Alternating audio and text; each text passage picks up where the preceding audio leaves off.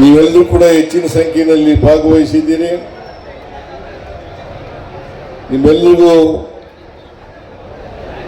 ರಾಜ್ಯ ಸರ್ಕಾರದ ವತಿಯಿಂದ ಧನ್ಯವಾದಗಳನ್ನು ಹೇಳಲಿಕ್ಕೆ ಬಯಸ್ತಾ ಇದ್ದೇನೆ.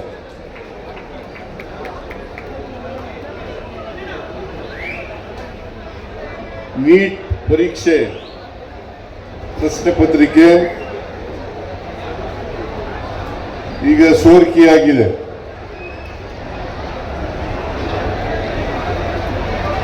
ಸೋರಿಕೆಗೆ ಜವಾಬ್ದಾರರಾಗಿರ್ತಕ್ಕಂಥ ಧರ್ಮೇಂದ್ರ ಪ್ರಧಾನ್, ಶಿಕ್ಷಣ ಸಚಿವ, ಕೇಂದ್ರದ ಶಿಕ್ಷಣ ಸಚಿವ ಅವರಾಗಲಿ ಅಥವಾ ಈ ದೇಶದ ಪ್ರಧಾನಮಂತ್ರಿಯಾದಂಥ ನರೇಂದ್ರ ಮೋದಿ ಅವರಾಗಲಿ ಜವಾಬ್ದಾರಿಯನ್ನ ಒತ್ತುಗಳ್ತಕ್ಕಂಥ ಕೆಲಸವನ್ನ ಮಾಡಿಲ್ಲ.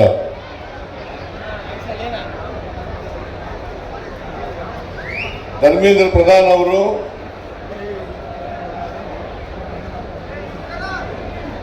ನೀಟ್ ಪರೀಕ್ಷೆಗೆ ಇನ್ನೊಂದು ದಿನವನ್ನ ನಿಗದಿ ಮಾಡಿದ್ದಾರೆ.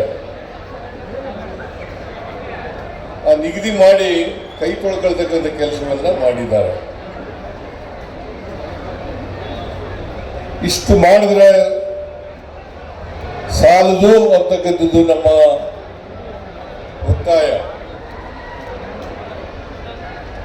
ಈ ಜವಾಬ್ದಾರಿಯನ್ನ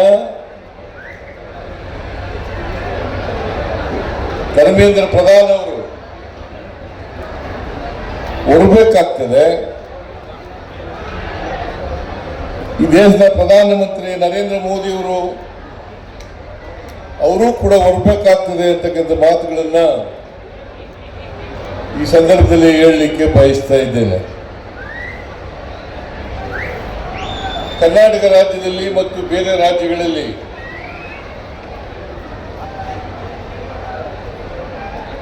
ಮೆಡಿಕಲ್ ಅಡ್ಮಿಷನ್ಸ್ ಬಯಸ್ತಕ್ಕಂಥ ವಿದ್ಯಾರ್ಥಿಗಳಿಗೆ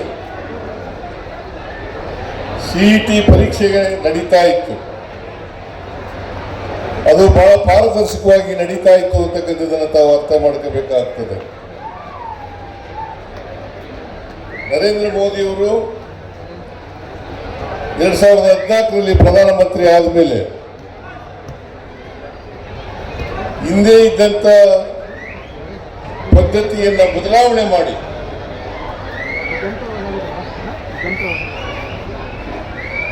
2016ರಲ್ಲಿ ನೀಟ್ ಪದ್ಧತಿಯನ್ನ ಜಾರಿಗೆ ತಗೊಬಂದರು.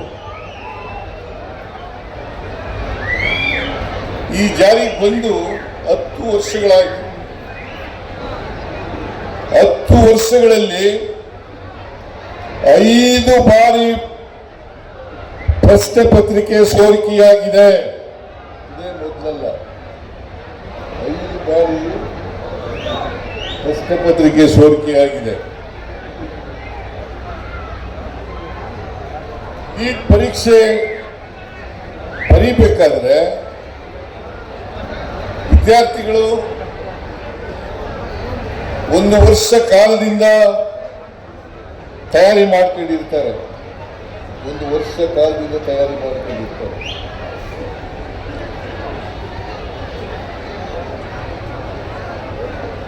ಅನೇಕ ಜನ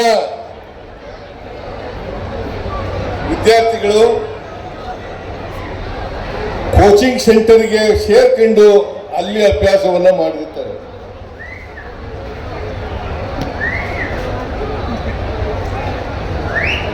ಸಾವಿರಾರು ರೂಪಾಯಿಗಳನ್ನು ಖರ್ಚು ಮಾಡಿರ್ತಾರೆ. ಇದರಲ್ಲೂ ಕೂಡ ಯಾವ ವಿದ್ಯಾರ್ಥಿಗೆ ಹಣ ಇರ್ತದೆ ಆ ವಿದ್ಯಾರ್ಥಿ ಕೋಚಿಂಗ್ ಸೆಂಟರ್ಗಳಿಗೆ ಸೇರ್ಕೊಳ್ಳಲಿಕ್ಕೆ ಸಾಧ್ಯ ಆಗ್ತದೆ. ಯಾವ ವಿದ್ಯಾರ್ಥಿಗೆ ಹಣ ಇರಲ್ಲ ಆ ವಿದ್ಯಾರ್ಥಿ ಕೋಚಿಂಗ್ ಸೆಂಟರ್ಗೆ ಸೇರ್ಕೊಳ್ಳಲಿಕ್ಕೆ ಸಾಧ್ಯ ಆಗಲ್ಲ. ಬಡವರ ಮಕ್ಕಳು, ಹಳ್ಳಿಗಾಡಿನಿಂದ ಬರ್ತಕ್ಕಂಥ ಮಕ್ಕಳು ಕೋಚಿಂಗ್ ಸೆಂಟರ್ಗಳಿಗೆ ಸೇರ್ಕೊಳ್ಳಲಿಕ್ಕೆ ಸಾಧ್ಯ ಆಗಲ್ಲ. ಇದು ಕೂಡ ಮೋದಿ ಅವರ ಸರ್ಕಾರ ಬಂದ್ಮೇಲೆ ಭೇದ ಭಾವವನ್ನು ಮಾಡಲಿಕ್ಕೆ ಸಾಧ್ಯ ಇದೆ ಅಂತಕ್ಕಂಥ ಮಾತುಗಳನ್ನು ಹೇಳಲಿಕ್ಕೆ ಬಯಸ್ತಾ ಇದ್ದೇನೆ.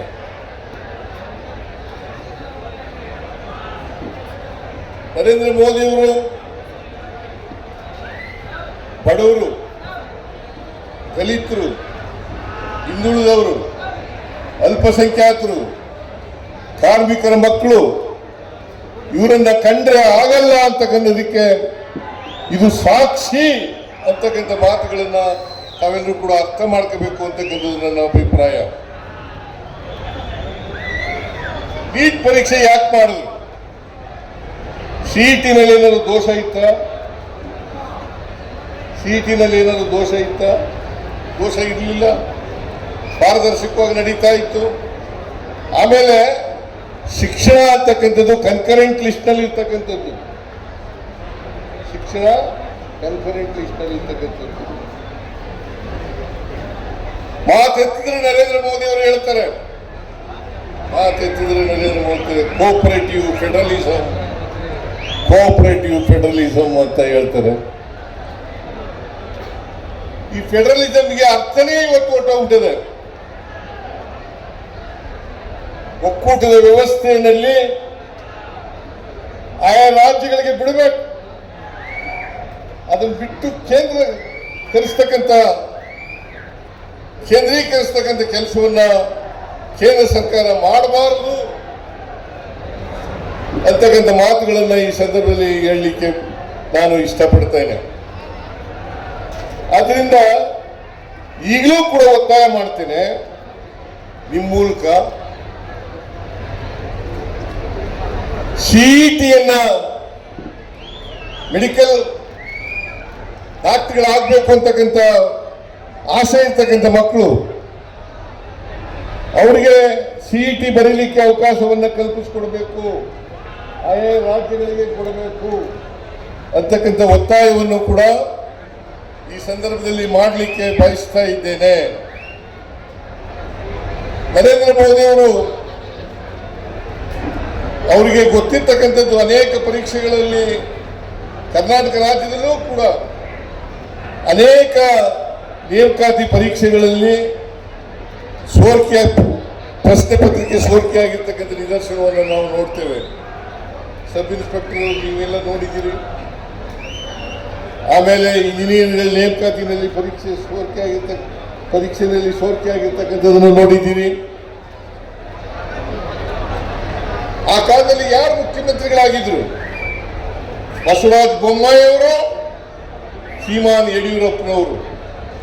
ಇವರು ಮುಖ್ಯಮಂತ್ರಿಗಳಾಗಿದ್ದಂಥ ಸಂದರ್ಭದಲ್ಲಿ ಸಬ್ ಇನ್ಸ್ಪೆಕ್ಟರ್ಗಳ ಪರೀಕ್ಷೆಯಲ್ಲಿ ಸೋರಿಕೆ ಆಯಿತು. ಬಹುಶಃ ಕರ್ನಾಟಕದ ಇತಿಹಾಸದಲ್ಲಿ ಎಡಿಜಿಪಿ ಮಟ್ಟದ ಅಧಿಕಾರಿ ಜೈಲಿಗೆ ಹೋಗಿರ್ತಕ್ಕಂಥ ನಿದರ್ಶನ ಇಲ್ಲ.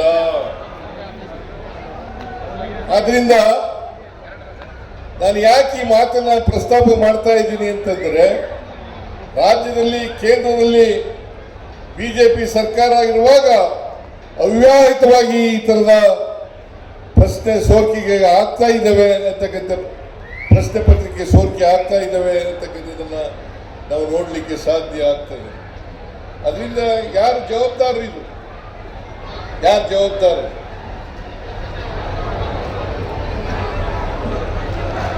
ಜವಾಬ್ದಾರಿ ಹೊರಬೇಕಾಗಿರ್ತಕ್ಕಂಥವ್ರು ನರೇಂದ್ರ ಮೋದಿ ಅವರು.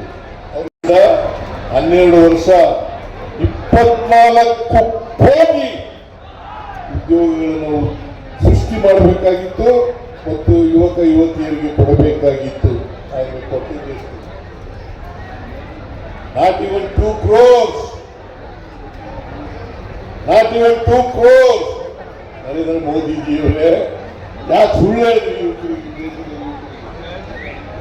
ನರೇಂದ್ರ ಮೋದಿಯವರು ಸುಳ್ಳು ಹೇಳಿ ಇವತ್ತು ದೇಶವನ್ನ ನಡೆಸ್ತಾ ಇದ್ದಾರೆ. ಅವ್ರಿಗೆ ಗೊತ್ತಿರೋ ಏನಪ್ಪ ಅಂತಂದ್ರೆ, ಸಮಾಜದಲ್ಲಿ ದ್ವೇಷ ಬಿತ್ತಕ್ಕಂಥದ್ದು, ಹಿಂದೂ ಮುಸಲ್ಮಾನರ ಜಗಳವನ್ನು ಉಂಟು ಮಾಡತಕ್ಕಂಥದ್ದು, ಇದನ್ನ RSS ನವರು, ABVP ಅವರು, BJP ಅವರು ಬಹಳ ವ್ಯವಸ್ಥಿತವಾಗಿ ಮಾಡ್ತಾ ಇದ್ದಾರೆ. ಇದೊಂದೇ ಗೊತ್ತಿರೋದು ಅವ್ರಿಗೆ ಆಡಳಿತ ನಡೆಸಕ್ ಬರಲ್ಲ, ಪರೀಕ್ಷೆ ಮಾಡಕ್ ಬರಲ್ಲ, ಪರೀಕ್ಷೆ ನಡೆಸಲಿಕ್ಕೆ ಬರಲ್ಲ. ಅದಕ್ಕೋಸ್ಕರನೇ 2016ರಿಂದ ಇಲ್ಲಿವರೆಗೆ 5 ಬಾರಿ ಪ್ರಶ್ನೆ ಪತ್ರಿಕೆ ಸೋರಿಕೆಯಾಗಿದೆ. 5 ಬಾರಿ ಸೋರಿಕೆಯಾಗಿದೆ. ಇದು ಜವಾಬ್ದಾರಿ ಹೊರಲೇಬೇಕಲ್ಲ. ಅದಕ್ಕೋಸ್ಕರ ನಾನು ಧರ್ಮೇಂದ್ರ ಪ್ರಧಾನ್ ಶಿಕ್ಷಣ ಸಚಿವ ಬರೀ ಪರೀಕ್ಷೆ ಮುಂದೂಡಿದ್ರೆ ಸಾಲಲ್ಲ, ಅದಕ್ಕೆ ಇನ್ನೊಂದು ದಿನ ಮಾಡ್ತೀವಿ ಪರೀಕ್ಷೆ ಅಂದ್ರೆ ಸಾಲಲ್ಲ. ನೀವು ಕೂಡಲೇ ರಾಜೀನಾಮೆಯನ್ನು ಕೊಡಬೇಕು. ಇದು ನಿಮ್ಮ ಒಕ್ಕೋರಲು ಒತ್ತಾಯ ಅಲ್ಲ. ರಾಜೀನಾಮೆ ಕೊಡಲ್ಲ, ಅವರು ಬಂಡರು, ಬಿಜೆಪಿಯವರು ಬಂಡರು. ಅವರು ರಾಜೀನಾಮೆ ಕೊಡವರೆಗೂ ಕೂಡ ನಿಮ್ಮ ಹೋರಾಟವನ್ನು ನಿಲ್ಲಿಸಬಾರದು ಅಂತಕ್ಕಂಥ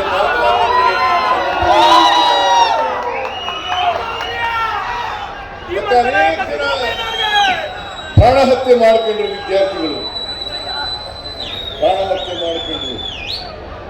ಆತ್ಮಹತ್ಯೆ ಮಾಡಿಕೊಂಡ್ರು. ಪರೀಕ್ಷೆ 1 ವರ್ಷ ಸಂಪೂರ್ಣ ಅಭ್ಯಾಸ ಮಾಡಿ ತಯಾರಿ ಮಾಡಿಕೊಂಡು ನೀಟ್ ಪರೀಕ್ಷೆಯನ್ನು ಬರೆದು ಅದು ಮುಂದೂಡಲ್ಪಟ್ಟಿರೋದ್ರಿಂದ, ರದ್ದು ಮಾಡಿರೋದ್ರಿಂದ, ಮುಂದೂಡಲ್ಪಟ್ಟಿರೋದ್ರಿಂದ ಅನೇಕ ಜನ ಇವತ್ತು ಆತ್ಮಹತ್ಯೆಯನ್ನ ಮಾಡಿಕೊಂಡ್ರು. ಈ ಆತ್ಮಹತ್ಯೆ ಮಾಡಿಕೊಂಡ್ರಲ್ಲ, ಕುಟುಂಬದವರಿಗೆ ಪರಿಹಾರ ಕೊಡಬೇಕಾಗಿರ್ತಕ್ಕಂಥದ್ದು ಯಾರ ಜವಾಬ್ದಾರಿ? ಕೇಂದ್ರ ಸರ್ಕಾರದ ಜವಾಬ್ದಾರಿ. ಆ ಜವಾಬ್ದಾರಿಯನ್ನು ಕೂಡಲೇ ನಿರ್ವಹಿಸಬೇಕು ಅಂತಕ್ಕಂಥ ಒತ್ತಾಯವನ್ನು ಕೂಡ ಈ ಸಭೆ ಮಾಡ್ತದೆ ಅಂತಕ್ಕಂಥ ಮಾತುಗಳನ್ನು ಈ ಸಂದರ್ಭದಲ್ಲಿ ಹೇಳಲಿಕ್ಕೆ ಬಯಸ್ತಾ ಇದ್ದೀನಿ.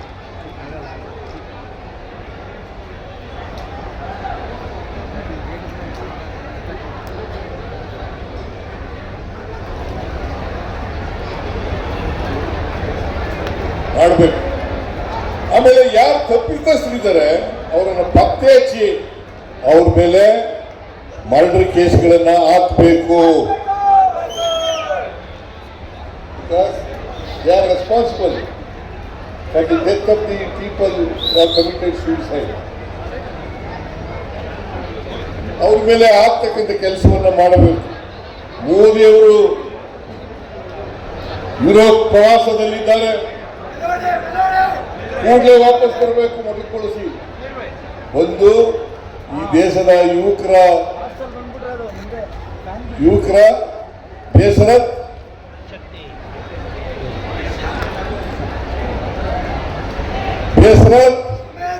ಇದರಲ್ಲಿ ಯಾವ್ದು ಫುಲ್ ಆಯ್ತೋ ಗೊತ್ತಿಲ್ಲ, ಒಂದು ಫುಲ್ ಕ್ಷಮೆ ಯಾಚಿಸಬೇಕು. ನರೇಂದ್ರ ಮೋದಿ ಅವರು ತಪ್ಪಿಸಿಕೊಂಡು ತಿರುಗಾಡಕ್ಕಾಗಲ್ಲ. ನರೇಂದ್ರ ಮೋದಿ ಅವರು ಯಾವಾಗ ದೇಶದಲ್ಲಿ ಸಮಸ್ಯೆಗಳು ಬರ್ತದೆ, ಇಂಥ ಬಿಕ್ಕಟ್ಟು ನಿರ್ಮಾಣ ಆಗ್ತದೆ ಅಂತ ಸಂದರ್ಭಗಳಲ್ಲೆಲ್ಲ ವಿದೇಶಕ್ಕೆ ಹೊರಟೋಗ್ತಾರೆ. ಅದಕ್ಕೆ ನಾನು ಒತ್ತಾಯ ಮಾಡ್ತೇನೆ, ಕೂಡಲೇ ಅವರು ಬಂದು ಈ ದೇಶದ ಯುವಕರ ಪರೀಕ್ಷೆ ಬರೆದಿರ್ತಕ್ಕಂಥ ನೀಟ್ ಪರೀಕ್ಷೆ ಬರೆದಿರ್ತಕ್ಕಂಥ ವಿದ್ಯಾರ್ಥಿಗಳಿಗೆ ಕ್ಷಮೆ ಕೇಳಬೇಕು ಅಂತಕ್ಕಂಥ ಒತ್ತಾಯವನ್ನು ಕೂಡ ನಾನು ಈ ಸಂದರ್ಭದಲ್ಲಿ ಮಾಡಲಿಕ್ಕೆ ಬಯಸ್ತಾ ಇದ್ದೇನೆ. ಅದರಿಂದ ಇನ್ನೊಂದು ಒತ್ತಾಯವನ್ನು ಮಾಡಲಿಕ್ಕೆ ಬಯಸ್ತಾ ಇದ್ದೇನೆ. ನೀವು ಇನ್ನು ಮುಂದೆ ನೀಟ್ ಪರೀಕ್ಷೆಯನ್ನ ಮಾಡಬೇಡಿ. ಆಯಾ ರಾಜ್ಯಗಳಿಗೆ ಬಿಡ್ತೀವಿ.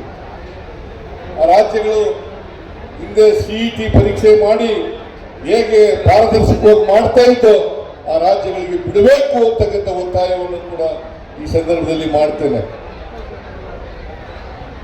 ಇದು ನೀವು ಪ್ರತಿಭಟನಾ ರ್ಯಾಲಿಯನ್ನು ಹಮ್ಮಿಕೊಂಡಿದ್ದೀರಿ. ಈ ಪ್ರತಿಭಟನೆ ರ್ಯಾಲಿಗೆ ನಾನು ಹೆಚ್ಚು ಮಾತಾಡಲಿಕ್ಕೆ ಹೋಗಲ್ಲ, ಬೇರೆ ಇನ್ನೊಂದು ಸಭೆ ಇರೋದ್ರಿಂದ ಇನ್ನೊಂದು ಮೀಟಿಂಗ್ ಇರೋದ್ರಿಂದ ಸರ್ ಮಾತಾಡಕ್ಕೆ ಹೋಗಲ್ಲ. ಆಮೇಲೆ ಇವತ್ತೇ ರಾಜೀವ್ ಗಾಂಧಿಯವರ 35ನೇ ಪುಣ್ಯತಿಥಿ. ಅದನ್ನು ಕೂಡ ನೀವೆಲ್ಲರೂ ಕೂಡ ಬಹಳ ಆಚರಣೆ ಮಾಡ್ತಾ ಇದ್ದೀರಿ.